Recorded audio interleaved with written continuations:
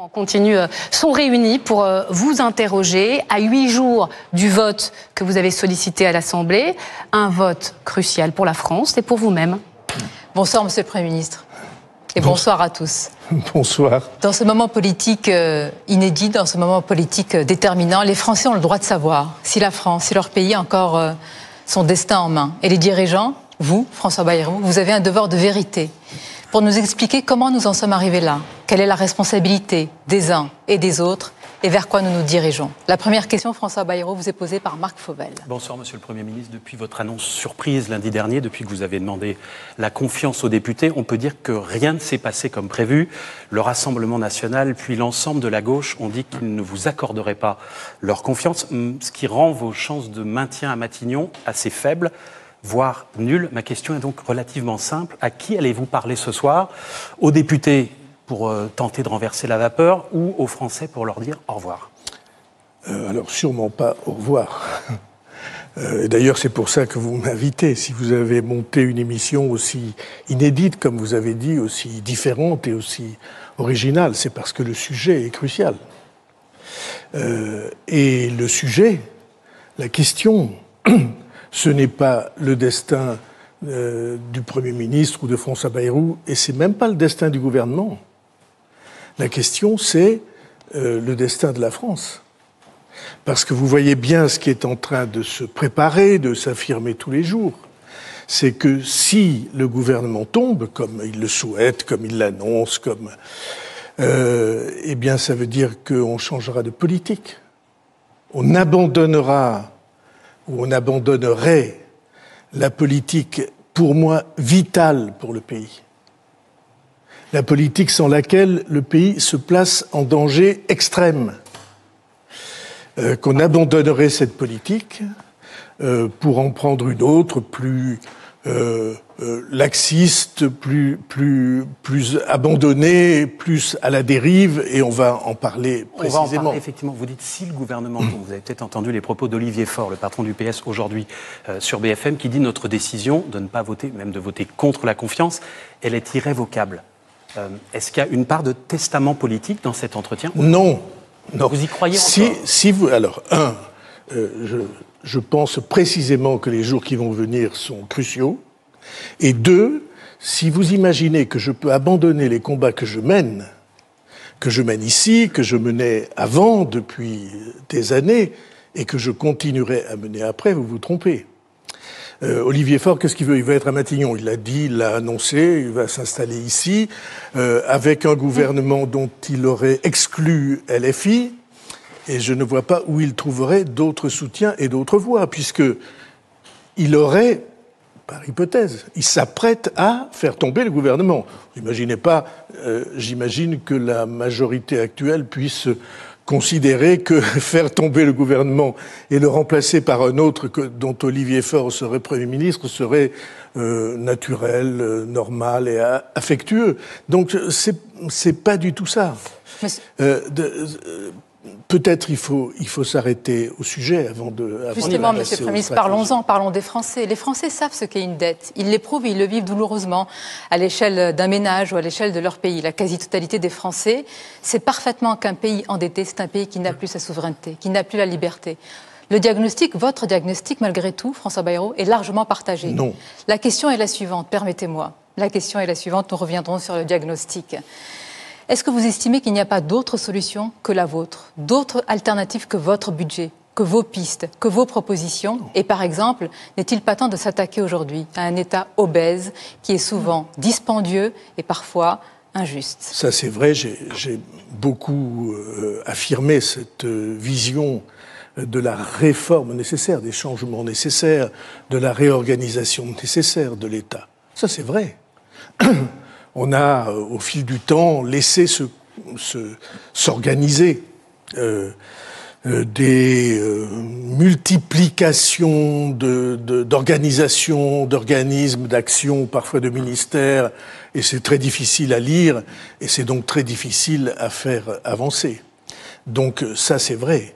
Mais la question, si je vous ai dit non, si les Français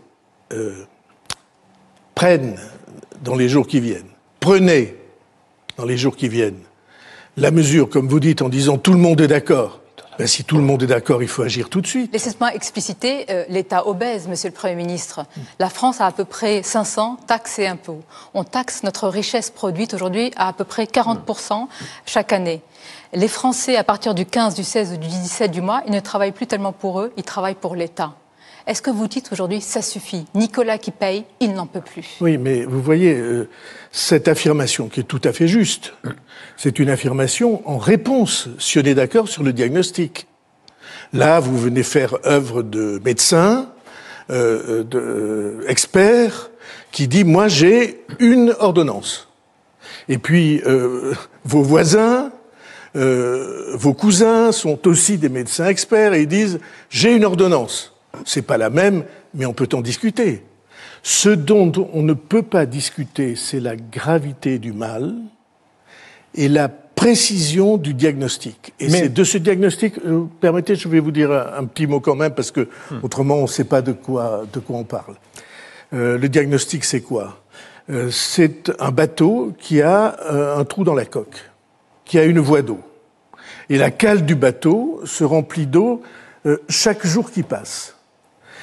Et se remplit d'eau pas aujourd'hui, depuis 50 ans. On n'a pas présenté en France, c'est effrayant de dire ça, on n'a pas présenté en France un budget en équilibre depuis 51 ans. Et donc, budget qui n'est pas en équilibre, ça veut dire déficit tous les ans.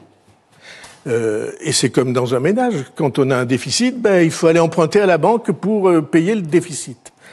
Et on en est arrivé à une accumulation, je parle d'eau dans la coque, à une accumulation 3350 milliards d'euros. Je rappelle, milliard, c'est 1000 millions. 3350 milliards d'euros accumulés. Et on en arrive au point où, c'est comme à la banque, quand vous empruntez, vous devez acquitter les mensualités. Et là, on emprunte pour acquitter les mensualités. Mais Monsieur le Premier ministre, pardon, la voie d'eau continue. Il y a un chiffre qui est méconnu des Françaises et des Français et qui jette un doute, pas sur vous, vous avez toujours dit qu'il faut économiser davantage, mais sur l'État. Pendant cette année où, en théorie, on demande des efforts aux Françaises et aux Français, l'État non seulement n'a pas maintenu, mais n'a pas baissé, mais a augmenté la masse des salaires de la fonction publique, des agents de la fonction publique. Ça paraît cette année, excusez-moi. 6,7%. Pendant l'année précédente. Oui, c'est ça, mais enfin, vous étiez déjà là aux affaires, en fin 2024. Non. Excusez-moi, je veux bien que vous me voyiez partout, que vous m'imaginiez en tout temps, mais j'ai été nommé dans cette bien sûr, c'est le gouvernement que vous souteniez déjà, bien sûr. Le 13 décembre. Mais c'est le gouvernement que vous soutenez déjà. Monsieur le Premier ministre, pardon. À TF1, vous avez eu cette formule sur les inconscients en disant ceux qui disent « t'en fais pas Simone ». Oui. Mais ça, c'est « t'en fais pas Simone ». C'est l'État qui dit « t'en fais pas Simone » quand on dit, pardon, on continue à augmenter la masse salariale. C'est dire aux gens « faites un effort, mais nous ne le faisons pas ». Et encore une fois, ce n'est pas contre vous, ce n'est pas polémique, mais comment croire que ça va changer? Expliquez-nous comment c'est possible. Ce n'est pas une association de boulistes, c'est la 7e puissance économique du monde. Il y a bien un ministre, il y a bien un haut fonctionnaire qui a vu ce chiffre, plus 6,7%, et qui s'est dit, c'est pas possible. Eh bien, ces augmentations, elles s'expliquent simplement parce que les années précédentes ont été des années d'inflation. Le Covid et puis la guerre en Ukraine, l'explosion des coûts de l'énergie, l'inflation qui a suivi, a fait que dans les 2 années précédentes, tout d'un coup, l'inflation a augmenté. Les crises n'expliquent pas tout, Monsieur le Premier ministre. Vous n'avez pas une part de responsabilité, honnêtement? En tout cas, le camp présidentiel, plus 1000 milliards de dettes depuis 2017. Ça fait 8 ans. Madame, l'arrivée d'Emmanuel Macron à l'Élysée. Je vais répondre précisément sur 2 points. Le premier, part de responsabilité. Tous les opposants, sans exception, exigeaient qu'on fasse plus. Ils sont montés à la tribune. Vous hochez la tête parce que vous les avez vus. Sans exception. Ils montaient à la tribune pour dire « mais c'est pas assez, ça ne suffit pas ». Et deuxièmement, votre formule laisse entendre que c'est les gouvernements qui dépensent l'argent. C'est pas vrai? C'est l'État, là. C'est l'État. Non. Ici, c'est l'État, oui. Non, ce sont les Français à qui on a mis à disposition pour les retraites, immense somme, et vous savez que j'ai déployé des trésors de, je sais pas quoi, d'ingéniosité pour que ce chiffre apparaisse. Les retraites, ça coûte à l'État entre 40 et 50 milliards par an. Deuxièmement, pour la Sécu. Troisièmement, pour aider les entreprises. Non pas pour les entreprises elles-mêmes, mais parce qu'une grande partie de ces sommes sont faites pour que des Français qui ne pourraient pas trouver un emploi, on appelle ça l'abaissement de charges, soient reçus. C'est clair. Mais les Français le disent dans les sondages, ils sont inquiets, ils le disent tous, et avec des réponses, des taux très très élevés, ils veulent de l'action. La question maintenant, c'est le choix de votre méthode. On peut s'interroger, Monsieur le Premier ministre. Je ne vais pas vous laisser aller trop vite sur ce sujet. Il est 18h10, on a un peu de temps pour mais beaucoup de Si rien n'est fait, le bateau va couler, dites-vous. Non, ça n'est pas ça que je dis. Il faut qu'on illustre ce qui se passe. Les Français, l'économie française, tous les ans, ce qu'on appelle la croissance, on produit un peu plus que l'année précédente. On produit 50 milliards de plus. Et produisant 50 milliards de plus, on crée 150 milliards de déficit. On produit 50 milliards de plus, 150 milliards de déficit. La dette, ça fait quoi? Ça veut dire qu'il faut rembourser tous les mois, tous les ans, des sommes qui deviennent de plus en plus... Mais les Français le savent, non, Monsieur le ministre. Ils le savent. Vous apparaissez aujourd'hui comme un lanceur d'alerte, pardonnez-moi. En quoi ce n'est pas une fuite en avant? En quoi ce n'est pas courage, fuyons, alors que le 8 septembre, la messe semble déjà... Vous voyez, cette formule-là, les Français le savent. Si les Français le savaient, nous n'en serions pas là. Ah bon?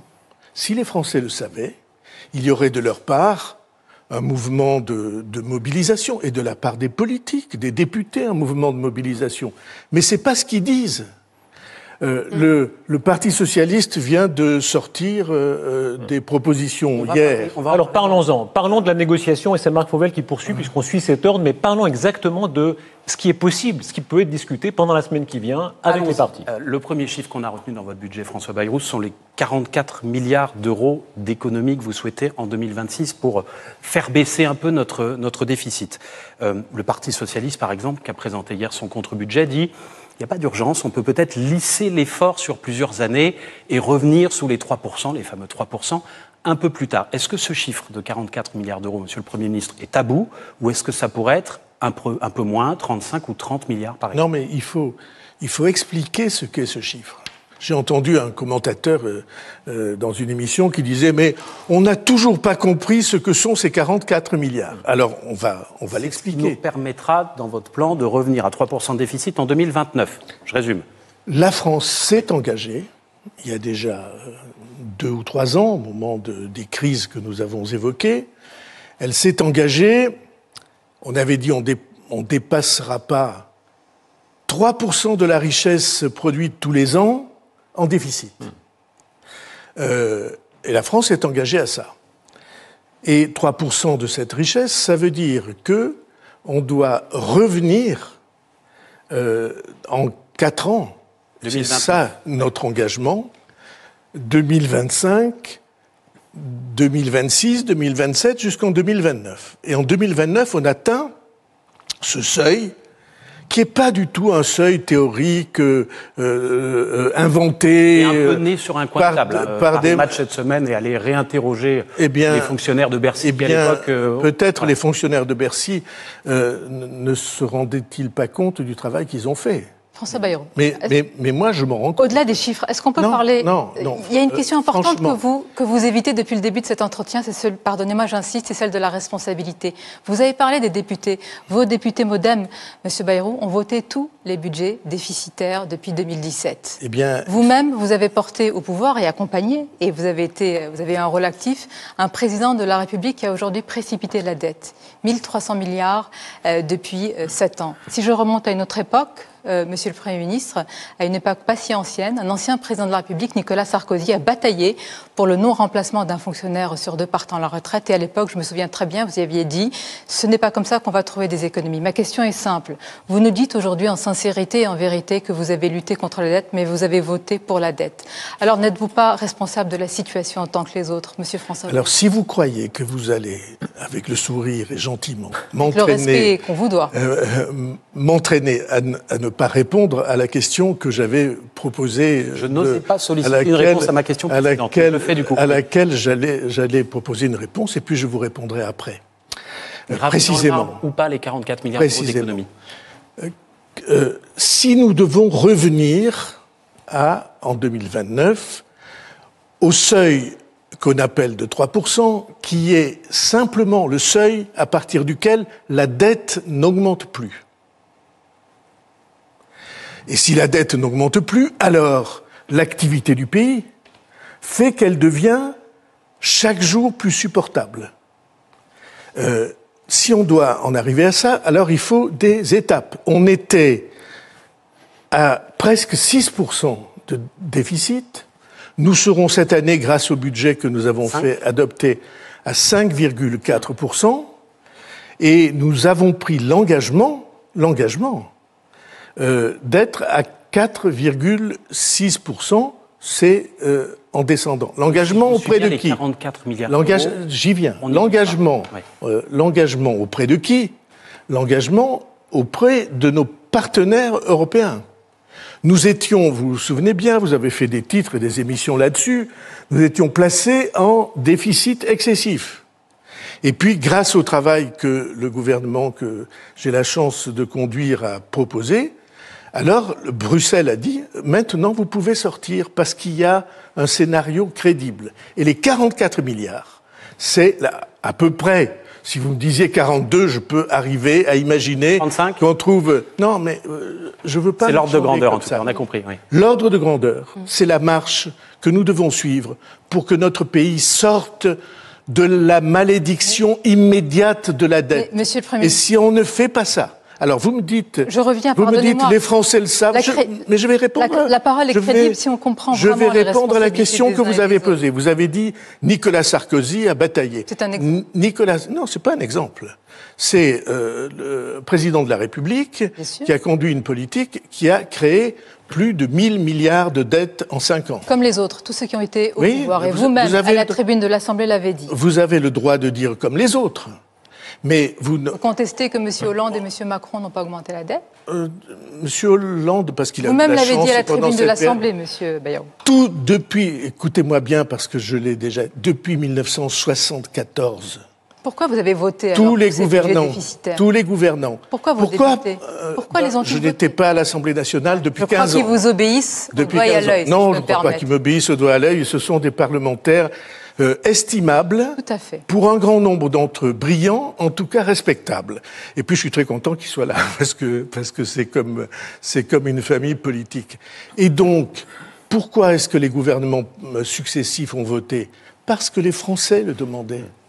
Parce que quand Nicolas Sarkozy... Ce n'est pas audible aujourd'hui de dire que c'est aux Français... Ça n'est pas audible pour vous, mais c'est audible pour eux. Vous pensez que c'est audible pour la plupart des Français? Oui, absolument. C'est parce qu'ils étaient... Parce que voulaient une telle situation. Nicolas Sarkozy, il a eu à faire face à une crise terrible qu'on a appelée la crise des subprimes, c'est-à-dire la crise financière internationale, et il a fait du quoi qu'il en coûte. Et le président Macron, il a fait lui aussi le choix, au moment du Covid, qu'on ne laisserait tomber personne. Mais quoi qu'il en soit, il a eu raison de le faire. François Bayrou, la courbe, on la voit depuis 74-75, vous le disiez, elle monte. Ça ne sert à rien de dire c'est la faute à Tartampion ou à Tartemuche. En réalité... C'est la faute à tout le monde. La faute à tout le monde, si vous voulez. Donc, vous appelez l'opinion à témoin. Et maintenant, la suite s'écrit avec les partis et d'une façon ou d'une autre. Il va falloir une forme de compromis parlementaire. Est-ce que vous prenez d'abord le mot compromis ?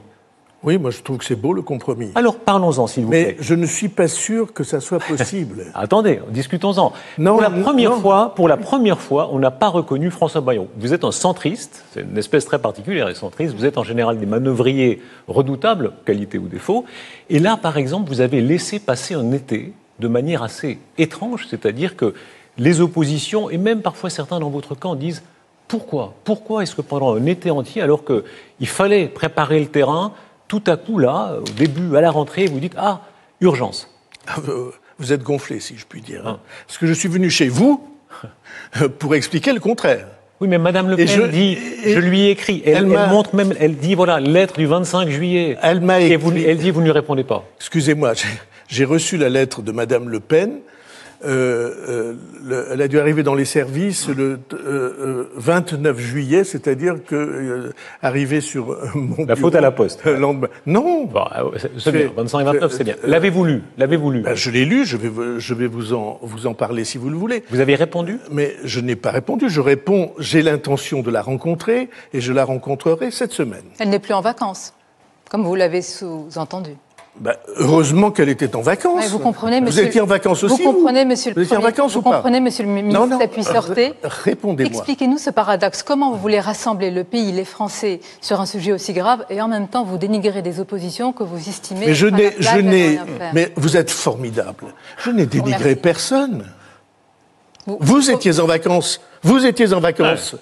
Vous étiez en vacances. Le seul qui n'était pas en vacances, c'était moi. Donc le seul adulte responsable de cette classe, c'est vous. Mais j'ai pas dit adulte responsable. Essayez de ne pas caricaturer. On a devant nous des problèmes qui sont des problèmes majeurs qui seront dans les livres d'histoire. De traiter avec les partis. Ce sont des grands partis de la République, que ce soit d'ailleurs le RN, que ce soit LFI, que ce soit tous les partis de cette Assemblée. Vous avez toujours dit, je les respecte tous. Oui. Ça n'est pas très respectueux, disons les choses. Ce qui s'est passé là n'est pas très respectueux, que vous ne traitiez pas, que vous ne répondiez pas à leurs objections. Ils ne sont pas très respectueux non plus. Monsieur Bardella dit que c'est parce que vous faisiez la sieste que vous n'avez pas répondu. Je dis que qu'ils étaient en vacances. Ouais. J'ai eu les dirigeants du Parti socialiste, directement ou par personne interposée, à la même date, à peu près le 30 août. Et ils partaient en vacances. Là, vous avez parlé à Mme Le Pen. Là, vous avez parlé à Mme Le Pen, là, ces derniers jours. Non, je n'ai pas parlé directement, mais nous avons reçu la réponse. Et M. Guedj dit, mais... Jérôme Guedj, l'un des négociateurs du parti. Écoute, je ne suis pas à Paris et je ne vais pas y être pendant longtemps. Je pars, je ne sais pas où, l'étranger. Et Olivier Faure était aussi. Mais vous vous rendez compte à quel point on devient bizarre de considérer que, parce que j'ai osé mentionner que tout le monde était en vacances, je peux en attester. Au-delà des à Paris, il n'y avait personne. Et donc, franchement, c'est la moindre des choses. On a tout le temps s'ils veulent négocier. Alors, il reste 8 jours, vous reconnaissez quand même que c'est très, très court. Pas du tout. Vous voyez, c'est précisément ça. Il reste pour négocier plus d'un mois. Mais la question... Oui, à condition que les députés accordent leur confiance. Mais la question... Excusez-moi. Vous voyez bien qu'on met le doigt, on arrive au doigt précisément sur l'épicentre de ce qu'est en effet un choix historique. Négocier, ça n'a de sens que si on est d'accord sur le diagnostic. Mais qui ne vous recevez, que si on est d'accord sur le constat. Vous recevez les chefs de parti, c'est une semaine importante. Vous avez parlé de négociation. Est-ce que cette semaine qui s'ouvre, ce sera de la négociation? S'ils le veulent, oui. Alors on y va sur les mesures. Pardonnez-moi, Monsieur le Premier ministre, mais vous allez en discuter de cette copie budgétaire. Sur le fond des mesures, il y a une mesure qui cristallise les oppositions. 80% des Français y sont hostiles. Il s'agit des 2 jours fériés supprimés. Travailler gratuitement 2 jours de plus. Ils trouvent ça injuste. Alors, est-ce que vous pouvez nous dire ce soir que vous êtes prêt à faire un geste ? Mais c'est pas à faire un geste. Bien sûr que je suis prêt, je l'ai dit 10 fois, y compris le 15 juillet. Ça veut dire concrètement attendez, quoi ? Mais je reprends votre formule. Vous dites travailler gratuitement. C'est pas vrai, c'est travailler tous les Français. Les artisans, les commerçants, ceux qui sont pas salariés, beaucoup ne sont pas salariés, et beaucoup sont salariés qui ne sont pas salariés au temps passé. C'est travailler parce que notre pays est au risque et qu'on donne, chacun d'entre nous, un peu plus. Mais vous comprenez qu'au moment où le pouvoir d'achat est un sujet, que vous voulez justement que le travail paie davantage, cette mesure, elle est rejetée, elle est même critiquée dans votre propre camp. On entend des ministres, clairement, qui n'y sont pas favorables. Elle est discutable. Oui. Je vais vous donner les chiffres précis. Elle est tout à fait discutable, cette mesure. Et je vais vous expliquer pourquoi je l'ai choisie. Parce que j'avais envisagé d'autres mesures. J'avais envisagé, par exemple, qu'on passe de 35 heures à 36 heures de travail par semaine. Et puis je ne l'ai pas fait. Pourquoi je ne l'ai pas fait? D'abord parce que je vois l'ampleur des réactions. Et là, deuxièmement, parce que 35 heures, c'est le seuil à partir se déclenchent les heures supplémentaires. Et que, comme je veux que le travail paie plus, après, on peut tout à fait discuter dans chaque entreprise de la manière dont on prend en charge ce surcroît de travail. Mais ça n'est pas une mesure comme les autres. Sur quoi vous êtes ouvert? Est-ce que vous pourriez renoncer à un des jours? Je vais essayer de vous répondre. Et lesquels? Je vais essayer de vous répondre. Je vous écoute. Vous voyez que vous avez réussi à me faire perdre le fil, mais j'y reviens. Cette mesure, c'est pas une mesure comme les autres. Pourquoi? Parce que c'est pas des heures de travail en plus. C'est des journées, 2 jours, 1 jour de travail en plus pour le pays. Le pays qui est arrêté, sauf les commerçants, quelques-uns, et puis les activités de loisirs. Le pays qui est arrêté, il passe à l'activité. Et ça n'est pas quelque chose qui se mesure en minutes de travail. C'est de la richesse créée pour le pays. Alors, les chiffres précisément que je vous ai promis. Ça représente quoi, les jours fériés? 4 milliards. Sur un dixième des efforts demandés aux Français. Très bien, c'est ça que je voulais dire. J'ai bien compris ce que vous avez dit tout à l'heure. Vous avez dit si c'est 42 milliards, 4 milliards 44. Sur 44 milliards, c'est-à-dire 10% de l'effort. Ce qui m'intéresse, c'est les 90 autres pourcents. Donc on aura retenu, et je pense que les Français qui nous regardent aussi, discutable. que cette mesure est discutable. Je l'ai dit le jour où j'ai présenté. Cette mesure est discutable. J'ai dit c'est discutable, c'est amendable, et on peut tout à fait réfléchir et ça à la manière. 1, mais pas 0, pour être très précis. Je pense que ça pourrait être 1 sans difficulté si on veut 0 discuter. Ou pas 0 si on veut discuter, je suis ouvert à la discussion, à la condition qui est une condition impérative, qui est une condition de l'avenir du pays, qu'on considère qu'on ne peut pas ne rien faire. Or, les propositions, le PS par exemple, les propositions qu'il vient de sortir, ça veut dire qu'on ne fait rien. Alors, il y a les économies, François Bayrou, et il y a les recettes, si on veut trouver des marges de manœuvre. Le Parti socialiste, dont vous parliez il y a un instant, a présenté un contre-budget hier, et le PS dit, par exemple, il faut taxer les Français les plus aisés. Le Parti socialiste reprend ce qu'on appelle la taxe Zuckman, c'est-à-dire on taxe à 2% chaque année les gens qui ont un patrimoine de plus de 100 millions d'euros. Ça fait 0,01% des Français. Je ne vais pas vous demander si vous êtes favorable à la taxe Zuckman. Je crois connaître la réponse, je crois que c'est non. Mais faut-il, exceptionnellement, pour participer à l'effort de redressement des comptes, taxer davantage les Français les plus riches avec un autre dispositif? J'ai ouvert, dans la conférence que j'évoquais au mois de juillet, non seulement l'idée, mais la perspective du fait que les plus aisés participent davantage à cette affaire-là. Mais derrière ces propositions, avant d'en revenir à cette taxe particulière, 15 milliards par an. Derrière ces propositions, il y a quelque chose d'absolument précis. La question posée, c'est est-ce qu'on va freiner la dépense ou augmenter la dépense? Nous avons proposé de freiner la dépense, dans les proportions que vous avez indiquées. Si on continue à augmenter la dépense, ça veut dire qu'on augmente l'endettement. Parce que l'argent, nous ne l'avons pas, nous l'empruntons tous les ans. Là, ce sont des recettes. Et sur le dos de qui on emprunte? On emprunte sur le dos des plus jeunes. Jamais une famille ne ferait ça. J'espère. C'est-à-dire, nous décidons de continuer notre train de vie, mais c'est les plus jeunes qui paieront. Alors venons-en. Et c'est la raison pour laquelle j'ai eu tellement de réactions de jeunes après que j'ai prononcé cette phrase sur boomer. Vous avez aussi des réactions de boomers qui ont vécu François Bayrou comme une profonde injustice. Je suis le seul boomer ici, je crois. De nous quatre, je suis boomer, parce que ça s'arrête à 65. Avec le Premier ministre, peut-être. Ça fait 2 boomers. Je vais répondre précisément. Pardonnez-moi, je voudrais préciser parce que je pense que beaucoup nous regardent et nous écoutent ce soir sur Europe 1. Ils ont travaillé, ils ont cotisé toute une vie, ils ont fait des enfants. Ils ont assuré l'équilibre de la sécurité sociale. Ils ont payé, souvent avec une retraite, disons, autour de 2000 €, le crédit de la maison. Ils aident leurs enfants, ils aident leurs petits-enfants. Pourquoi, monsieur le ministre, activer ou réactiver aujourd'hui un conflit ou une guerre générationnelle? Eh bien, vous vous trompez complètement. D'abord, boomers, nous en sommes. Ceux qui sont nés entre 45 et 65, pour simplifier. 6. C'est les enfants du baby-boom. C'est pour ça que les jeunes avaient inventé cette formule boomer. Je vais vous dire la différence entre les boomers et les autres. Quand nous avions 20 ans... C'était hier. La France, oui. Peut-être encore maintenant, je me sens encore de cette énergie-là. La France avait 0 dette. Mais une croissance magnifique.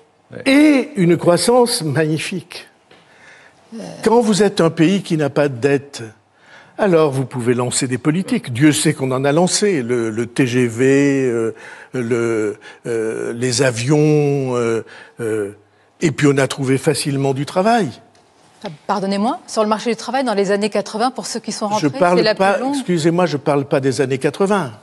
Mais pour ceux qui sont nés... Je parle des boomers. Oui, mais monsieur... Et donc, je peux vous dire que quand nous sommes entrés, quand nous avions 20 ans, un pays qui n'a pas de dette, il peut développer des politiques. Après, il y a eu des crises, il y a toujours des crises et tout ça. Nous n'avions pas cette charge de la dette sur le dos. Et c'est au cours du temps que ça s'est équilibré. Et qu'est-ce que j'ai dit? J'ai jamais dit qu'il fallait cibler les boomers dont je suis. Vous l'avez fait un peu, c'est votre électorat, non, une grande partie. J'ai dit une chose... Et votre audience. Excusez-moi, j'ai dit une chose très précise, très simple et très sérieuse. J'ai dit que cette génération-là, elle devrait être avec moi pour faire baisser la dette des plus jeunes. Monsieur le Premier ministre, allons aux solutions, pardon. Pardonnez-moi juste, c'est important, monsieur le Premier ministre. C'est une chose extrêmement lourde. C'est une génération qui se sent sacrifiée. Elle n'arrive pas à trouver de travail facilement, elle n'a pas de CDI, elle n'arrive pas à trouver de logement. La politique du logement doit être, pour moi, une des politiques cardinales, un des chapitres essentiels. Cette génération-là, elle se sent sans destin, sans horizon. Elle dit... Avançons, si vous permettez un peu, parce que regardez, 18h32, on a envie de vous entendre sur les ouvertures. Vous avez répondu en partie à Marc Fauvel sur l'ouverture, disons les choses franchement. Une partie de la gauche dit... Pour le minimum pour le soutien, c'est pour faire un effort pour faire payer les plus riches. D'ailleurs, sur le principe, c'est oui ou c'est non? On n'a pas très bien compris. J'ai dit oui, je l'ai annoncé le 15 juillet. Je suis sûr que vous avez été attentif. Non, on a été distrait, pardon. Donc c'est oui. Maintenant, je pense qu'il faut... C'est clair. Sur votre droite... Disons-le sans essayer de mettre en cause... Vous ne voulez pas marchander, on a compris. Non, parce qu'on a besoin aussi que cette... partie de la population qui est celle qui investit dans les entreprises. On a aussi besoin qu'elle soit là. Je vais vous dire la vérité, moi ce qui me gêne, c'est pas qu'il y ait des riches en France, c'est qu'il y ait des pauvres. Très bien. Monsieur le Premier ministre, maintenant sur votre droite, parce que vous êtes tiraillé de tous les côtés, vous êtes comme l'âne de Buridan, vous devez trouver... Je ne suis pas comme l'âme de Buridan, je suis comme le type qui est pris sous plusieurs feux, de droite, de gauche... Allons-y, le feu de droite, on va parler de tous les feux. Le feu de droite, la droite libérale, même dans votre camp, qui commence à sortir du bois, le patronat qui est sorti avec cette étude, le Front économique, plusieurs propositions, une qui est très provocante, réduire les agents de fonction publique de 1,5 million, je crois qu'ils sont 5,7, 5,8, sur plusieurs années. Alors, je sais que vous n'allez pas dire ça, vous feriez pendre tout de suite en sortant de Matignon. Mais est-ce que vous allez articuler pour la première fois, on a l'impression que c'est le tabou suprême en France, c'est rien contre les fonctionnaires, mais un nombre de postes de fonctionnaires que l'État devra accepter pour maigrir. Sonia Mabrouk parlait de l'État obèse, ça passe par là, vous le savez bien, tôt ou tard. Et beaucoup de vos prédécesseurs, quand on leur pose la question, disent « Ah, c'est compliqué, on ne peut pas... » c'est pas. Oui, à un moment donné, c'est un chiffre. Eh bien, vous voyez, c'est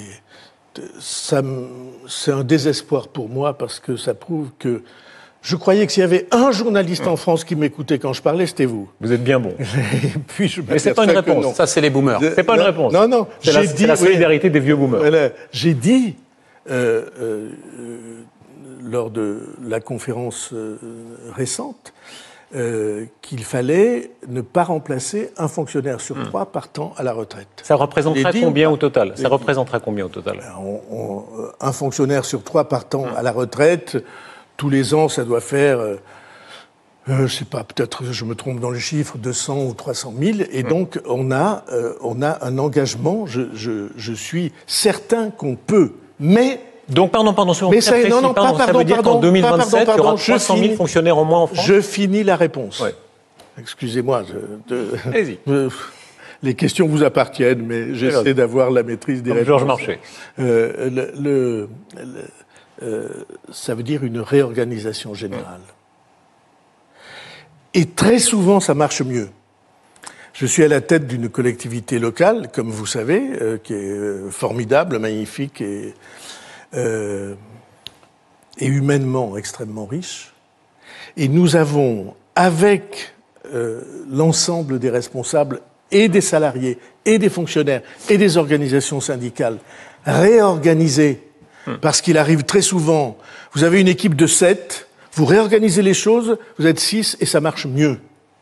Pas aussi bien, mieux. Je suis absolument certain, on vient de réorganiser, vous l'avez sans doute vu, l'organisation locale de l'État sur le terrain.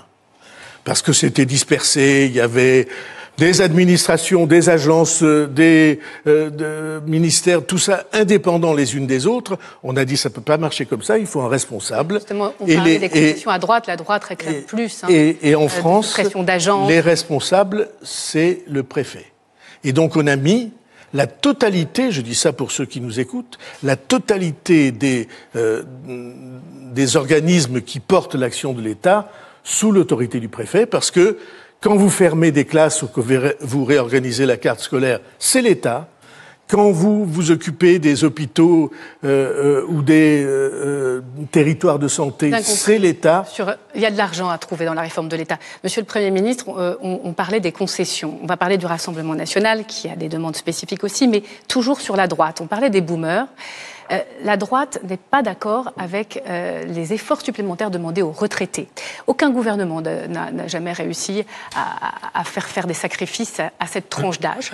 Il y a 2 mesures dans votre budget. Il y a l'abattement, la suppression de cet abattement de 10% sur les revenus, sur les pensions de ceux qui payent de l'impôt sur le revenu. Et puis il y a cette année blanche qui va toucher aussi les retraités. On se souvient de ce qui s'est passé avec la volonté de désindexer les pensions de l'inflation. Vous ne bougerez pas là-dessus ? Vous qui voulez réveiller les aînés au nom des générations futures. Oui, je veux réveiller les aînés parce que je suis sûr qu'ils sont solidaires avec ce que je dis. Donc vous ne bougerez pas là-dessus ? Attendez, ce sont leurs enfants, ce sont leurs petits-enfants, et vous croyez qu'ils sont indifférents à leur sort ? L'abattement de 10%. Vous ne croyez pas... Vous le gardez ? Vous ne croyez pas qu'ils sont malheureux quand ils les voient tellement inquiets de leur avenir et tellement avec le sentiment qu'on ne s'occupe pas d'eux ? Vous l'avez bien expliqué. Et donc, moi, c'est le contraire. Alors, vous dites abattement de 10%. Vous dites la suppression de l'abattement. Non. Vous l'avez proposé, enfin, vous l'envisagez. Non. Nous avons remplacé l'abattement de 10%. Je rappelle, c'est un abattement pour frais professionnels. Et 100 fois, la Cour des comptes, les grandes associations qui s'occupent d'argent public, 100 fois, ils ont dit franchement, 10% d'abattement pour frais professionnels pour des gens qui sont à la retraite, est-ce que c'est bien sérieux ? Alors, nous n'avons pas supprimé, nous avons remplacé l'abattement par un abattement forfaitaire. Donc vous y tenez ? Non, vous n'avez pas écouté. Je vous assure que c'est intéressant. Enfin, j'ai l'impression, stupidement, que c'est intéressant. L'abattement forfaitaire, c'est une évolution de la mesure qui va faire gagner des centaines d'euros aux retraités modestes, aux retraités du bas de l'échelle. Et qui va faire perdre de l'argent à ceux qui ont un peu plus de 20 000 qui va maintenir ceux qui sont moyens et va être en effet un peu plus lourd, ou va autoriser une fiscalité juste pour ceux qui sont... et donc un petit effort de l'ordre de... Allez... Oui. De l'ordre de 200 € par an pour les plus ceux qui sont au plafond. Vous recevrez aussi le Rassemblement national. Donc 18 € par mois. C'est un effort, je ne dis pas le contraire, Mais vous voyez bien que pour ceux qui sont au plafond, c'est-à-dire 4 000 € de retraite, oui, c'est un effort modeste. Et ceux qui sont en bas de l'échelle y gagnent. Et ça mérite d'être dit. Parce que la justice, c'est la condition de l'effort. François Bayrou, on va parler dans un instant de ce qui va se passer demain, enfin dans 8 jours précisément, c'est-à-dire le jour où vous allez demander la confiance à l'Assemblée nationale et arithmétiquement, si on s'arrêtait aujourd'hui, sans doute ne pas l'obtenir. On va en parler dans une minute, mais on a évoqué tout à l'heure la lettre que Marine Le Pen vous a adressée à la fin du mois de juillet. On a parlé des délais de la Poste, mais regardons aussi ce qu'il y a à l'intérieur. Ce qu'il y a à l'intérieur, c'est intéressant. À l'intérieur, le Rassemblement national vous demandait 2 choses au minimum pour négocier le budget. C'était une baisse drastique de la contribution de la France au budget de l'Union européenne. C'est pas tout à fait nouveau, mais c'était rappelé dans cette lettre. Et moins d'argent pour l'immigration. Ces 2 choses-là... Pas seulement. Pas seulement. J'ai dit notamment, je crois. Sinon, je rajoute notamment. Ces 2 choses-là, oui, est-ce qu'elles sont pour vous négociables? Ou est-ce que, très concrètement, pour vous, qui avez toujours milité pour l'Europe depuis longtemps, on ne touche pas au budget de l'Union et on ne touche pas à l'argent qui sert aujourd'hui à accueillir des immigrés en France? D'abord, votre formule est inexacte. Vous avez dit qu'elle demandait ces conditions pour négocier. Jamais ça n'a été le cas. Probablement parce que, évidemment, dans ce cas-là, j'aurais préparé. Mais je trouve intéressant qu'on discute de ces mesures-là. La contribution à l'Union européenne, c'est un très grand risque si on ne la paie pas.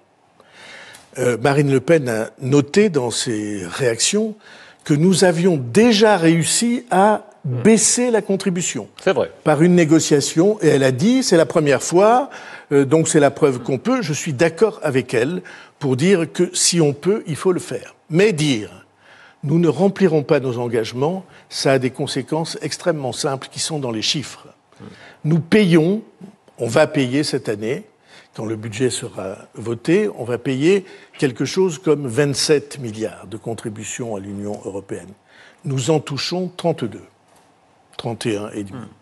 Donc une comment on les touche? Oui, La politique agricole commune, c'est quasiment 10 milliards. Les fonds régionaux, ce que les régions, les subventions que les régions donnent quand vous avez sur les travaux des panneaux avec ici la région investie, c'est la région, si j'ose dire, porte-plume de l'Union européenne.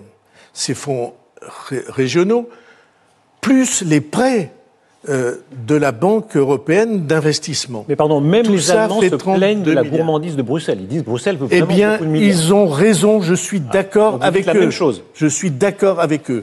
Et je suis d'accord pour qu'on expertise.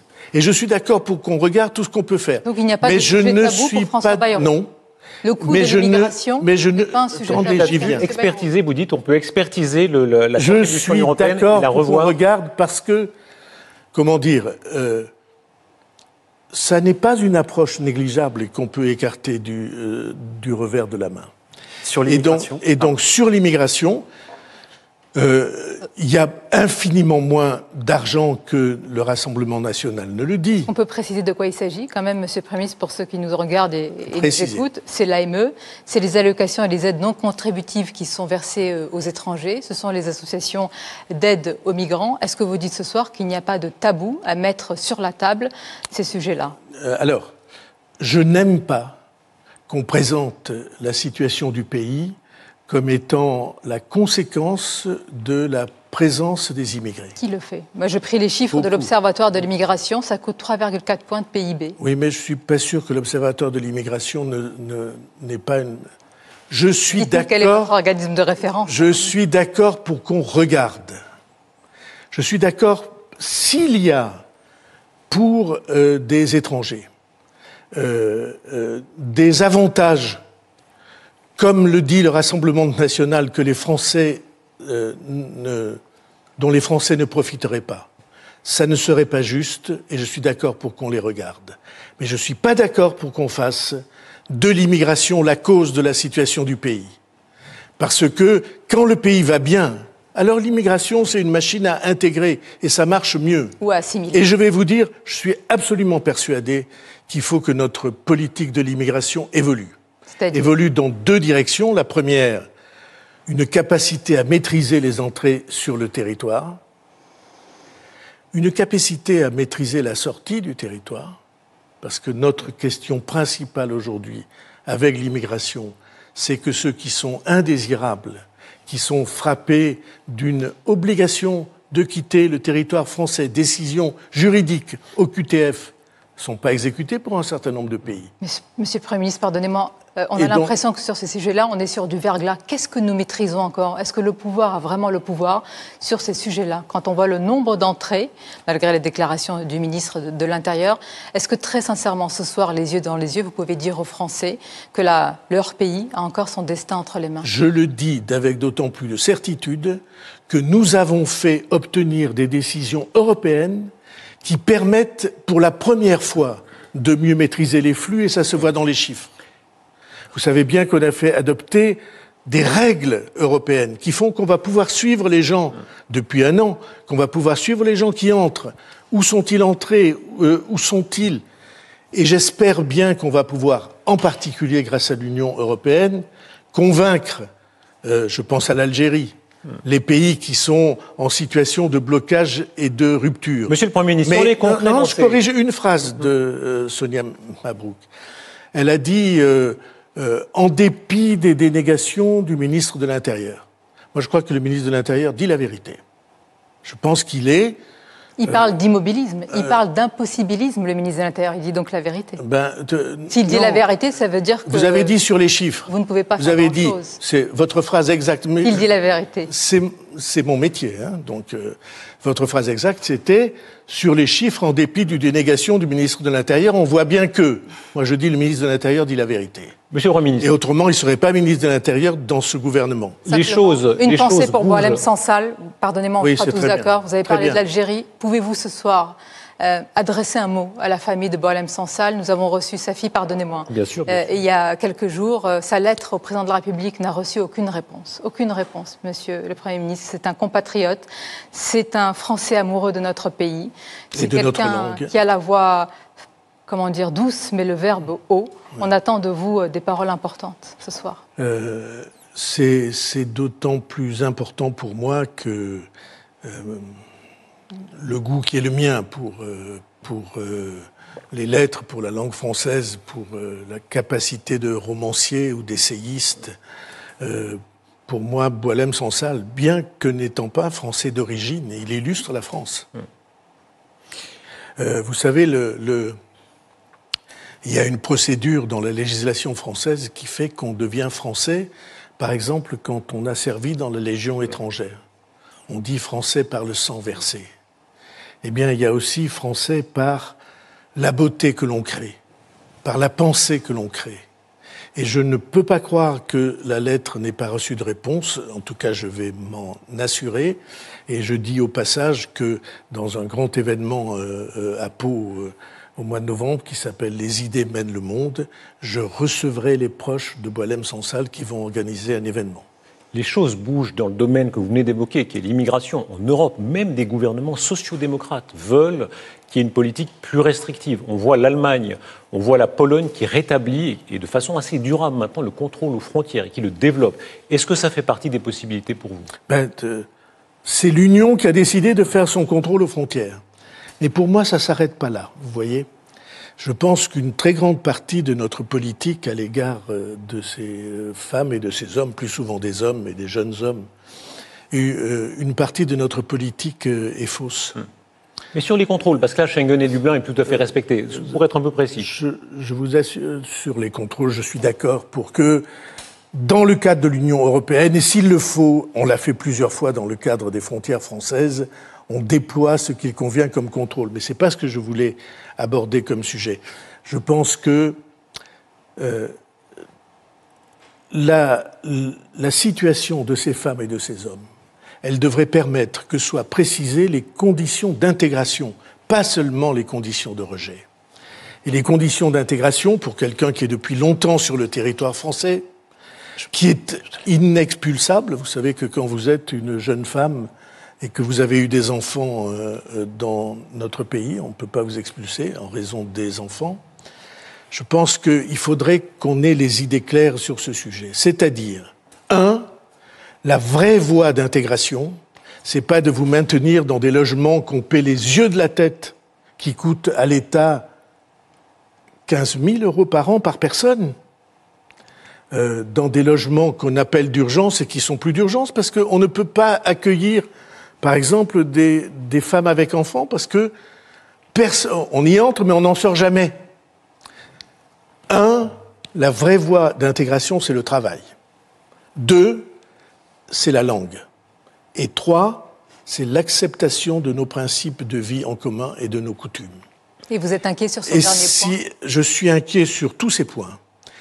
Parce qu'on a l'impression d'une espèce de blocage généralisé qui fait que les affrontements, c'est pour ou contre les immigrés, pour ou contre, pas seulement l'immigration, mais les personnes. Et ça fait des situations de dingue. Ils sont maintenus dans des lieux d'accueil, d'anciens hôtels Formule 1, je parle de ce que je connais le mieux, interdiction de travailler. Les municipalités les font jouer au foot pour essayer de les occuper, alors qu'ils pourraient travailler et alors qu'un très grand nombre d'entre eux ne s'en ira pas. Et ceux qui disent qu'ils ne travaillent pas se trompent, parce qu'ils travaillent au noir. Et donc, c'est une situation d'abus, c'est une situation de désordre complet. Préciser l'idée que nous sommes le plus intraitable possible, je parle avec prudence, sur les entrées, que nous sommes le plus efficace possible sur les sorties, notamment en cas de délinquance, et que la voie d'intégration existe pour ceux qui sont là depuis un moment, il me semble qu'il y a là un équilibre. Revenons, si vous le voulez bien, à la semaine qui commence. Vous avez dit pas de marchandage, et on comprend très bien, il ne s'agit pas de dire je te donne tel ministère, tu me donnes tel soutien. Mais quand même, premier nom que vous avez cité, je crois que c'était M. Faure, pour le tacler un peu. Bon. Non, c'est parce que c'est vous qui l'avez cité. Alors j'ai dit, quoi qu'il en soit, il a annoncé qu'il voulait être à Matignon, c'est pas moi qui l'ai annoncé. Vous avez besoin, et c'est pas un calcul, mesquin, il faut élargir le compromis. Vous dites vous-même, il y a un besoin de stabilité. Est-ce qu'il est possible qu'un remaniement ait lieu, ou en tout cas que vous en parliez dès cette semaine avec les partis, et par exemple, que des ministres, vous souriez, vous avez raison, que des ministres, par exemple, socialistes, rejoignent le gouvernement de la France? Vous êtes un humoriste dans votre genre. Hein. Vous voyez. Le Parti socialiste dit nous voulons abattre ce gouvernement. Et pour l'instant, on dit ça avant une négociation, vous savez comme moi. Après, un ministère se profile, c'est autre chose. Si la piste que vous ouvrez est réelle... Sur un programme, bien sûr. Il ne s'agit pas de dire je te donne Bercy, etc. Mais excusez-moi de dire, les propositions du Parti socialiste, ce sont les plus éloignées de toutes celles qui ont été faites sur le champ politique. Pourquoi ? Parce que ce que propose le Parti socialiste, c'est pas de freiner la dépense, c'est de laisser repartir la dépense et de le faire en créant, selon mes comptes, 32 milliards d'euros d'impôts, principalement sur les entreprises. Il n'y a rien à négocier avec le Parti socialiste. Je ne dis pas qu'il n'y ait rien à négocier, je ne connais pas leurs arrière-pensées. Je vois... Vous les présumez, non, bien sûr. Vous êtes plus savant que moi. En ce domaine, je suis sûr que non. Ou plus intuitif que moi. Je connais des dirigeants socialistes qui me disent ils sont devenus fous. Pardon, mais vous dites je connais des dirigeants socialistes qui disent il faut un compromis. C'est ce qui vous dit plus éloigné de ce que je présente aujourd'hui, plus encore que le RN ou la France Insoumise. Non, j'ai pas dit que c'est le plus éloigné de tout ce qu'on entend. Je suis persuadé, ou bien qu'ils n'ont pas très bien réfléchi à la manière, ou bien que, dans leur fond intérieur, ils pensent que c'est pas possible. Je prends un exemple que vous avez abordé, la taxe Zuckman, qu'on appelle taxe Zuckman. 2% sur les patrimoines de plus de 100 millions. Taxe par an. Par an. Je l'ai dit tout à l'heure, je ne le répète pas. La taxe Zuckman, elle est inconstitutionnelle. C'est une folie d'après vous ? C'est honnêtement une menace sur les investissements en France. Parce que qu'est-ce qu'ils vont faire ? Ils vont partir. Comme au Royaume-Uni, ça a été le cas, il y a une politique qui a conduit à... Au Royaume-Uni, cet exemple ? C'était pas la taxe Zuckman au Royaume-Uni. C'était moins grave que ça, si j'ose dire. C'était taxer les étrangers. Créer sur les étrangers. Monsieur le Premier ministre, Gabriel Zucman, l'économiste, n'est pas sur ce plateau, mais il vous répondrait sur l'exil fiscal qu'il y a un dispositif dans cette taxe. C'est exactement ce que font les États-Unis, l'extraterritorialisation de l'impôt. Vous le payez même si vous êtes à l'étranger, même si vous avez quitté la France. Eh bien, c'est que vous n'avez pas regardé. C'est la taxe, Zucman. Que si vous avez regardé, vous n'avez pas vu les mêmes choses que les miennes. Il se trouve, donc ils disent... Ah, mais il n'y a pas de risque que les gens partent parce qu'on ira les choper, pardon, du caractère un peu familier de l'expression, où qu'ils soient. Il se trouve que notre pays, depuis 50 ans, a conclu 126 conventions fiscales avec 126 pays étrangers. Et l'article 1er de ces conventions fiscales, c'est si vous changez de pays, c'est le pays qui vous accueille qui prélève les impôts. Et comme vous savez, parce que vous êtes fine juriste, une convention internationale, un traité international, c'est au-dessus des lois. Et donc il faudrait changer, faire des référendums. Et pendant ce temps, hélas, les gens partent. Parce que désormais, il y a une espèce de, comment on dit, de nomadisme fiscal qui fait que les redevables vont s'installer là où l'Italie est aujourd'hui en train de faire une politique. Extrêmement sceptique sur ce que proposent est en train de faire une politique de dumping fiscal. Ça veut dire ce soir, après avoir regardé de près leur contre-projet, vous ne leur tendez plus la main? Je tends la main à tout le monde, parce que vous. Pardon de revenir à la première phrase de notre entretien. La question, c'est est-ce qu'on est d'accord sur le diagnostic ou pas? Si on n'est pas d'accord sur le diagnostic, aucune politique ne marchera. Si on n'est pas d'accord si on n'a pas un accord minimal sur la gravité et l'urgence de la situation. Ils vous répondent, mettons-nous d'accord sur les solutions pour parvenir à trouver des économies. Ils vous répondent que vous avez inversé les choses. D'abord la négociation, ensuite le vote. Et ils vous répondent aussi qu'avec ce vote de confiance que vous sollicitez, eh bien vous rajoutez de la crise à la crise. Qu'est-ce que vous leur répondez? Parce que vous pensez que la crise, elle vient parce que je demande la confiance ou parce qu'on me la refuse? Peut-être que vous la précipitez, Monsieur le Premier ministre. Ni l'un. Peut-être les deux. Ni l'un. L'autre, oui, mais pas l'un. Le pays est depuis des années plongé dans une espèce de perpétuelle embuscade des uns contre les autres. Et pardon de dire la formule que vous avez utilisée, c'est une formule, je suis sûr que vous allez vous-même accepter cette vision, une formule complètement à l'envers. Quand vous avez un patient, que vous êtes médecin, vous dites pas « on va d'abord s'entendre sur les médicaments, on verra après quel est le diagnostic ». Vous savez bien que c'est pas ça. Mais la procédure que vous avez choisie, non. l'article 49.1 vous êtes d'accord avec ma formule? de la Constitution, totalement. Le diagnostic, voilà, la prescription ensuite. Très bien. Mais le diagnostic d'abord, l'accord minimal d'abord. Autrement, je vous dis le fond de ce que je pense.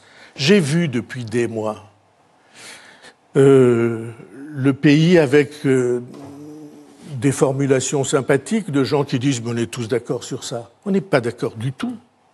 Un très grand nombre de ceux que nous évoquons, leur vision, c'est que c'est pas grave. Mais qui sont ces pardonnez-moi, Monsieur Bayrou, qui sont ces personnes qui pensent aujourd'hui qu'un pays surendetté est un pays souverain? Faut être aveugle. Qui sont ces personnes-là? Je suis vraiment content de vous entendre dire ça. Mais qui sont-ils? Vous êtes deux journalistes éminents, et si vous lisez... je veux dire, deux qui venaient de vous exprimer. Oui, les autres, il suffit de regarder les sondages. Quand on demande aux Français, 80% répondent que c'est une préoccupation, inquiet et qu'ils réclament. Les autres ne se sont pas exprimés. Vous dites, faut être aveugle. Et vous dites, faut être aveugle. Et qui sont ces personnes? Ils sont dingues. Vous avez raison. Et c'est le cœur du sujet dans lequel nous sommes. Et c'est le cœur du sujet, pour moi, pardon d'une demi-phrase, de revenir à ça. Parce que c'est le sort des jeunes Français qui est en jeu. C'est eux qui sont surchargés dans leur sac à dos avec de la fonte, des haltères Monsieur le Premier ministre, pardon, qui les empêchent d'avancer. Ce n'est pas les journalistes qui sont éminents, ce sont les Français. Ils sont adultes, ils voient bien les choses. Un point, et je passe tout de suite la parole à Marc Fauvel pour respecter notre tour, mais vous avez eu ce mot très surprenant, vous avez dit, attention, la dette de la France est possédée en partie importante par des étrangers. 60%. C'est très intéressant parce que longtemps on a dit ça c'est un propos complotiste, on exagère, c'est pas dangereux, etc. Et là on a le Premier ministre de la France qui dit attention, c'est dangereux. En quoi c'est dangereux? Expliquez-nous, parce que ça a fait lever l'oreille de beaucoup de monde. C'est extrêmement simple, c'est la gravité de la situation que je décrivais. On a laissé s'accumuler la dette.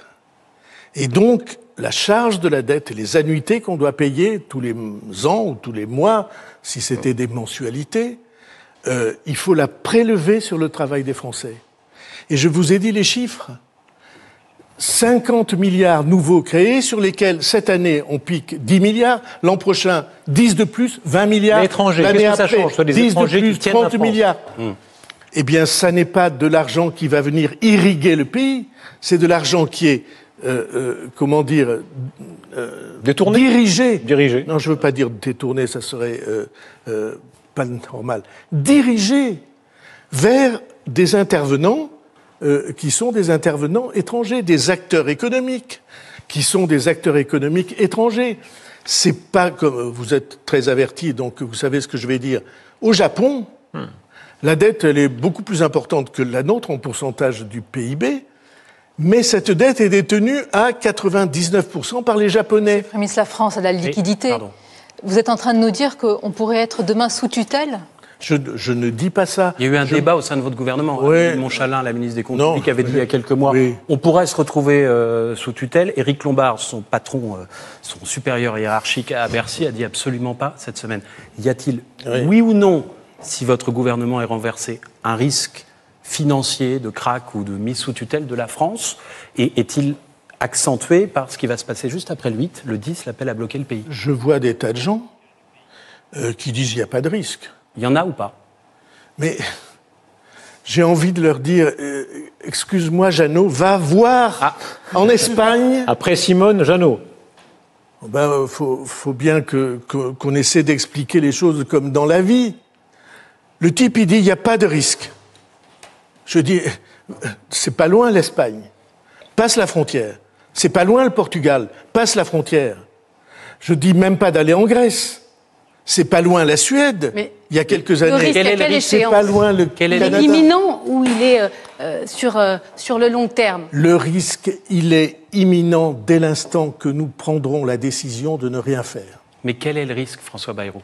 Le risque, c'est extrêmement simple. C'est sur une dégradation de la note, l'explosion des taux d'intérêt, 2, la dégradation de la note, et 3, un jour, les prêteurs vous disent on prête plus.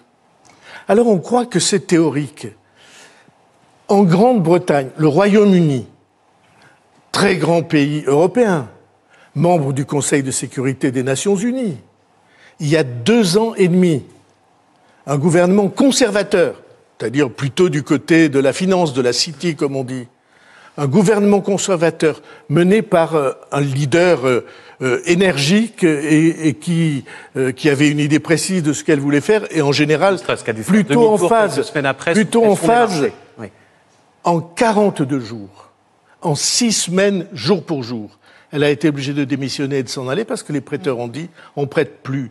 Monsieur le Premier ministre, c'est ce qui rend peut-être votre décision incompréhensible pour certains Français, et ce soir c'est peut-être le moment de la clarification, qui n'est d'ailleurs jamais venue véritablement politiquement ni à l'Assemblée, mais peut-être qu'elle viendra de votre part. La situation est donc grave, il n'y a pas de déni. Et urgente. Et urgente, nous l'avons compris. Peut-être tomberez-vous le 8 septembre sur le champ d'honneur de la dette. La messe semble dite, peut-être que vous y croyez encore, mais le trou de souris ressemble aujourd'hui à un trou de fourmis. La question que je voulais poser tout à l'heure, vous n'avez pas répondu, Monsieur le Premier ministre. En quoi ce n'est pas une fuite en avant? Beaucoup de gens reconnaissent que vous êtes un lanceur d'alerte, même si parfois, peut-être, je l'ai dit tout à l'heure, vous avez acquiescé certains budgets. Pourquoi prenez-vous le risque de partir de manière certaine le 8 septembre? Parce que si je n'ai pas l'assentiment minimal des Français et de ceux qui les représentent, il n'y a aucune politique courageuse possible. Vous êtes obligés de battre en retraite sur chacune des mesures. On l'a vu dans les gouvernements précédents.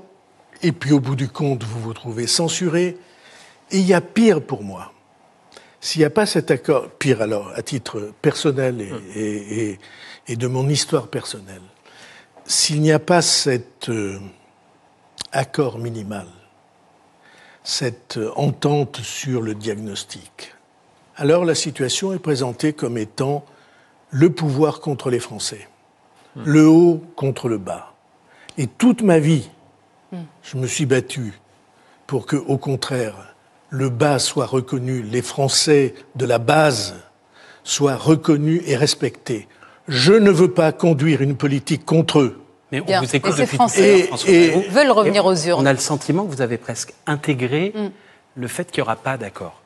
Et certains vous soupçonnent même d'avoir en quelque sorte appuyé sur le bouton en réclamant ce vote de confiance, en sachant qu'il n'y aurait pas de majorité, de prendre les Français témoins comme vous le faites ce soir sur ce plateau en disant il faut réformer ce pays et je n'y arrive pas, le projet du Parti socialiste. C'est pas que je n'y arrive pas. Tout ça pourrait être un jour une sorte de recours. Pouvez-vous répondre à cette question par la réponse la plus simple possible en disant si je quitte Matignon, ce n'est pas pour briguer, par exemple, l'Élysée en 2027. Non, donc ce que je fais aujourd'hui, c'est pour la France et rien que pour la France. Vous êtes extrêmement sympathique. Quand on dit ça en début de réponse, généralement. Oui. Mais je n'ai aucune envie d'entrer dans les hypothèses dans lesquelles vous voulez qu'on entre. Alors je vais expliquer le trou de souris. Mais pardon, non, Hélène Noble, ce que vient de dire... Non, on y revient après. Bon. Moi, je vais expliquer le trou de fourmi. Ça lèverait ce scénario. Oui. Le trou de fourmi. Je suis absolument persuadé que ça peut bouger. Comment ?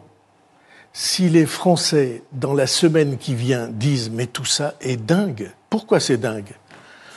On va avoir, pour faire tomber le gouvernement... Tu parles de l'exploit. C'est un gouvernement minoritaire, pas de majorité absolue, pas de majorité relative, qui, depuis le premier jour, est promis aux accidents les pires. Qui risquait de tomber sur la censure de toute façon. Ceci, c'est... franchement... Mais comment tombe-t-il ? Par l'alliance de 3 partis qui sont non seulement hostiles entre eux, mais haineux entre eux, qui ont, on l'a vu, des propositions et des volontés strictement antagonistes. C'est le jeu parlementaire. C'est le jeu parlementaire. C'est pas le jeu parlementaire. C'est l'Assemblée qu'on choisit les Français. Ça n'est pas le jeu parlementaire. Je suis, moi, depuis très longtemps acquis à l'idée qu'ont les Allemands que quand on fait tomber un gouvernement, faut se mettre d'accord sur le gouvernement suivant. C'est terriblement dangereux, la période dans laquelle on va entrer. Est-ce que le roi est nu, monsieur le Premier ministre ? C'est pas de roi. C'est quand même on parle de peuple. C'est le peuple français. C'est le peuple français qui est en danger.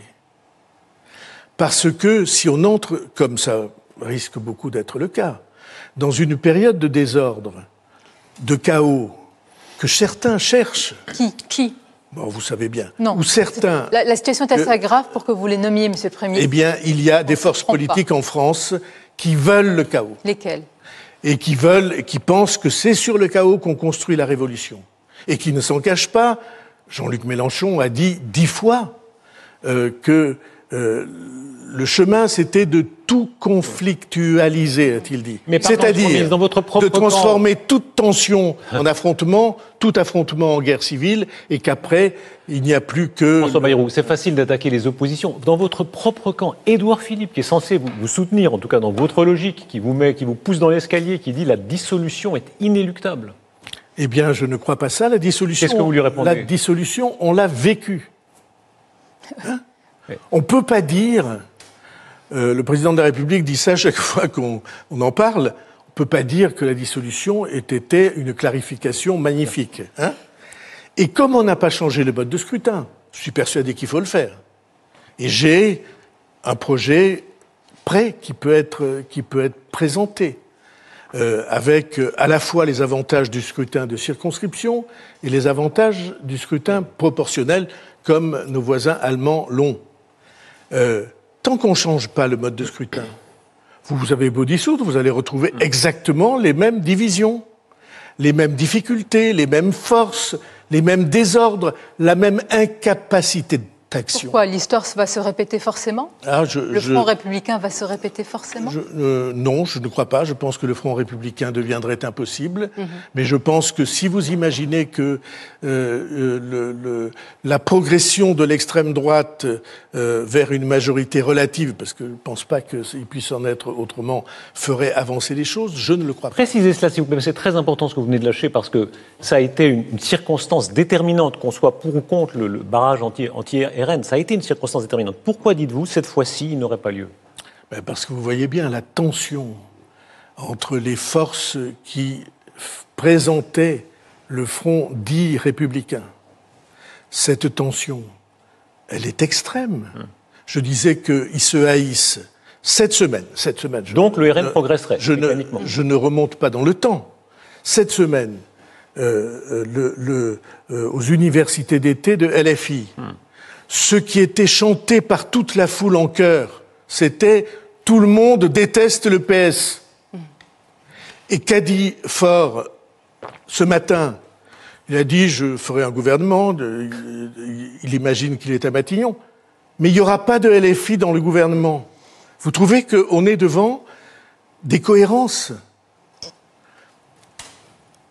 Dans les temps mauvais comme on est, la stabilité, c'est une chose essentielle. C'est la réponse à votre question. Je me bats pour ça. La stabilité, c'est une chose essentielle. La possibilité de partager avec les citoyens la vision du pays et d'une situation, c'est une chose essentielle. La capacité à rassembler des forces, même différentes. Vous savez ce que pensent beaucoup de Français là qui nous écoutent, mais pourquoi vous vous entendez pas? Ils sont plus près de penser comme vous que comme moi qu'il y a un diagnostic partagé. Moi, le problème, je crois, c'est qu'il n'y a pas de diagnostic. Mais vous avez donné des gages ce soir, François Bayrou. Il est important de les résumer. Je n'ai pas donné de gages, j'ai dit la vérité de ce que je pense. Sur la réforme de l'État, vous pouvez avancer. Sur certaines propositions, dispositions énoncées et résumées par le Rassemblement national, la porte n'est pas fermée. Ce sont quand même des mesures, des annonces qui sont assez importantes pour la semaine qui s'ouvre et dès demain. Pour la question, ni pour le PS, un certain nombre de questions d'organisation et un certain nombre de questions qui touchent même à la fiscalité. La porte n'est pas fermée. Sur les hauts revenus. Sur les hauts revenus, peut-être sur d'autres organisations pour le patrimoine aussi. Mais penser qu'on va résoudre les problèmes du pays avec 31 milliards d'impôts supplémentaires qui portent sur les entreprises, pour moi... Mais monsieur le Premier ministre, quitte à y aller avec panache, vous dites, OK, vous ouvrez les portes à tout le monde. On sent bien que vous avancez un peu masqué, parce que si vous étiez trop d'un côté, comme vous le dites, vous êtes sous le feu de l'autre. Voilà. Pourquoi ne pas prononcer les mots qu'on a beaucoup entendus dans d'autres pays quand il y a eu de grandes réformes, c'est-à-dire sacrifice, rigueur, austérité? On a l'impression que vous dites « je suis monsieur vérité », mais je m'arrête à un certain stade parce que je n'ose pas prononcer ces mots. Pourquoi? J'ai déjà dit que vous étiez gonflé. Alors je le répète, excusez-moi de vous dire, je suis depuis 8 jours sous le feu continu des adversaires et d'un certain nombre d'observateurs parce que j'ai osé dire qu'il y avait un problème vital avec la question de la dette. J'ai osé dire qu'il fallait le résoudre maintenant. C'est pas ça, sacrifice, austérité, non, ces mots qui font mal à la bouche souvent des politiques. Parce que ça n'est pas vrai. Ah si on veut vraiment sortir des 3 000 milliards et quelques, c'est ça. Eh bien, Darius Rochebain, il faut changer de métier. Il faut arrêter de faire l'observateur. Il faut que vous veniez de mon côté de la table. Vous avez raison. Venez de mon côté de la table. C'est facile, l'arrêt difficile. Et au lieu de dire, vous n'osez pas dire les mots que... Pourquoi je ne dis pas austérité? Parce que ce n'est pas de l'austérité. C'est de la rigueur. Non, c'est du sérieux. Encore une fois, des chiffres. Moi, j'aime bien les chiffres. Je suis un faux littéraire, comme vous savez. Les chiffres. On a dépensé l'an dernier 100. Si on laisse les choses aller, on va dépenser 104 ou 105. Et nous, on dit qu'il faut dépenser 101, 101 et demi parce qu'on freine la dépense. C'est pas de l'austérité. Mais vous savez bien que ça n'est qu'un début. François Bayrou, j'interviewais le chancelier d'Allemagne hier, il me disait, il avait cette formule terriblement cruelle. Nous, 40 milliards, c'est pas beaucoup d'argent pour nous. Eux vont investir 500 milliards parce qu'ils ont été vertueux pendant des années et des années. Donc, même vos 44 milliards, en réalité, ça n'est qu'un début. Et vous le savez très bien.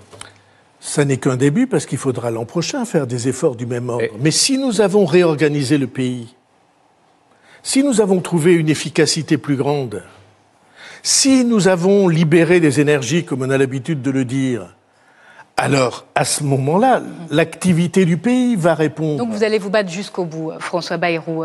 On va essayer d'imaginer le jour d'après, si vous êtes renversé. C'est pour l'heure le scénario qui semble écrit ce soir. Vous n'obtenez pas la confiance, vous présentez votre démission au président de la République. Vous refuserez s'il vous renommait? D'abord, si vous voulez examiner le jour d'après, dans cette hypothèse, s'il vous plaît, commencez par examiner le jour d'après si on gagne. Parce que, à mes yeux, le jour d'après, si on gagne, l'horizon s'ouvre. On aurait franchi un obstacle considérable, et tout d'un coup, des gens diraient, mais ce pays qu'on croyait complètement déchiré, en fait, parce qu'il y a eu une prise de risque, et pour moi, la mission des politiques, on soupçonne toujours de vouloir se mettre à l'abri, éviter les obstacles, conserver leur rang et leurs privilèges. On aura montré là qu'on est capable de prendre des risques. Et les gens diraient, grâce à cet épisode, alors peut-être les choses peuvent changer. Et donc, comment faire? Comment faire? Eh bien, tous ceux qui nous écoutent là, ils ont des réseaux, les jeunes, beaucoup dont c'est la vie qui est en jeu, et qui sont à qui on demande de se laisser surcharger encore de choses. Mais vous l'avez expliqué longuement. Et donc voilà, François Bayrou. Pour moi, l'hypothèse, mais je vais répondre à votre question, vous inquiétez pas. Première hypothèse, c'est que oui, en effet, on passe l'obstacle et ça change tout dans la conception même de la vie publique en France. Et si ça passe pas, ben la Constitution, elle est simple. Le Premier ministre remet sa démission au président de la République. Il peut être renommé dans la foulée. Ça dépend. Est-ce que vous accepteriez ou pas? Ça dépend du président de la République. Oui. Et je pense que le président de la République, il ne fait pas des choses sans y réfléchir et sans penser aux conséquences. Quand vous êtes renversé, excusez-moi de le dire, vous êtes renversé. C'est fini. Dans ces cas-là, non, c'est pas fini. Non.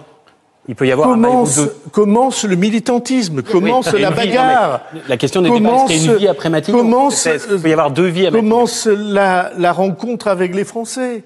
J'ai pas été Premier ministre toute ma vie. J'ai passé un certain nombre d'années respectables à ne pas être en situation de responsabilité. Mais pardon, est-ce qu'il y a des solutions, avant d'en arriver là, il y a votre sort, parlons des remplacement Français, parce que cela fait depuis 18h, et je sais que cela vous tient à cœur. Nous parlons d'un sujet majeur qui est celui de la dette. Peut-être qu'à l'issue de cet entretien et d'autres que vous donnez, eh bien, cette prise de conscience sera salutaire. Il y a d'autres sujets, Monsieur le Premier ministre, et vous les connaissez très bien. Vous avez parlé d'un pays déchiré, déchiré sur l'insécurité, déchiré sur la montée de la délinquance, déchiré aussi après un été marqué par des actes antisémites intolérables, inacceptables. La France ne serait pas la France sans les Juifs. Sauf que cette phrase, le président de la République ne l'a pas prononcée. Vous parlez, Monsieur le Premier ministre, on vous entend beaucoup. On n'entend pas le président de la République. Il est muet, il ne parle pas. Il est enfermé à l'Élysée sur des sujets majeurs, dont la dette et dont les autres. Est-ce que vous êtes capable de dire la même chose sur l'insécurité, sur la lutte contre l'antisémitisme, sur la délinquance et sur les autres sujets régaliens que ce que vous venez de dire sur la dette depuis plus d'une heure? Absolument, et peut-être vous m'avez entendu au CRIF, où j'ai prononcé un discours qui a été, je crois, salué par ceux qui étaient là. Je suis un défenseur de l'unité de la France, de l'unité du pays, de l'unité de la société française. Je suis un défenseur de cette unité au-delà de tout et j'ai dit dans ce discours l'âme juive. Elle fait partie intégrante de l'identité de notre pays qui s'est construite au travers du temps. Le nombre de savants, le nombre de créateurs, le nombre de ceux qui participent à la vie intellectuelle du pays et qui appartiennent à cette immense histoire et à cette communauté essentielle. Ils sont l'âme de la France en même temps. Et je n'ai jamais séparé le pays en communautés. J'ai écrit, comme vous savez, plusieurs livres sur ce sujet-là, qui est le L'un d'entre eux, le livre que j'ai consacré à Henri IV, que j'ai appelé Le Roi libre, il y a en suscription cette phrase « Ce livre est dédié aux amoureux de la réconciliation ». Pour moi, il n'y a rien de plus, comment je peux dire, bouleversant que le moment où ceux qui se sont combattus se réunissent. Je sais très bien ce qu'est la force de l'antisémitisme. Et il y a des antisémitismes de toute nature dans la société. Et aujourd'hui, en effet, en raison de ce qui s'est passé le 7 octobre, du pogrom du 7 octobre, et de la suite du Liban, de l'Iran, de Gaza, aujourd'hui, la communauté juive est ciblée parce que ceux qui la ciblent croient que c'est Israël, que c'est la même chose. Et pour moi, communauté juive, Israël, politique d'Israël, c'est pas la même chose. Donc je suis pas seulement par les déclarations, je suis un militant de l'Union des Français. Et j'ai tout à fait l'intention de... Et ça passe par la sécurité. Je suis à la tête d'une collectivité locale où l'on fait baisser la délinquance. Il n'y en a pas beaucoup. Comment on a fait? On a mis des caméras de surveillance contre mes oppositions, qui prétendaient qu'il y avait là une atteinte aux droits de l'homme. On a mis une police municipale nombreuse. On a mis une police municipale qui a même des groupes de police avec des chiens. On fait en sorte que jour et nuit, police municipale et police nationale travaillent ensemble. Et dans la lutte contre la drogue, c'est essentiel. Je vous dis un fait très simple. Tous les jours, 365 jours par an, en moyenne tous les jours, la justice nous demande des images de ce qui s'est passé dans les rues. Et grâce à ça, on arrête des assassins, des violents, des chauffards, et on fait une ville plus sûre. C'est un droit de l'homme, et c'est un droit des plus fragiles. Monsieur le Premier ministre, nous arrivons au terme. Alors, je ne sais pas si les caméras peuvent montrer cet endroit extraordinaire. C'est évidemment votre bureau qui a été un peu réaménagé. Non, c'est le bureau du Premier ministre. Très bien.